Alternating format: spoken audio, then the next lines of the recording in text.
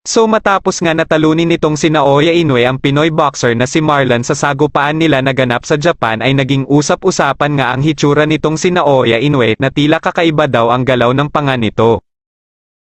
Ayon nga sa mga nakapansin na mga boxing fans ay lumabas na daw ang side effect na kung saan napabalita nga na nagtuturok daw umano ng enhancing drugs itong halimaw ng Japan. Matatandaan na inamin nga mismo nitong si Naoya Inoue sa isang Japanese boxing media nang ito ay ma-interview patungkol sa paggamit nito ng pain reliever sa mga ensayo sa oras na sumasakit ang katawan nito. Ayon nga sa iilan na nung mga nakaraang laban nitong si Naoya ay hindi man lang nakakitaan ito ng ganitong hitsura subalit nitong huling laban nito ay nakapagtataka daw umano na parang ngumunguya ang halimaw ng Japan. Baka naman, kaya ganyan ang reaksyon ng panga nitong si Naoya ay dahil sa mga naging patama din ni Marlon, marahil ay iniinda rin nito o nasaktan sa pagkakataon na yan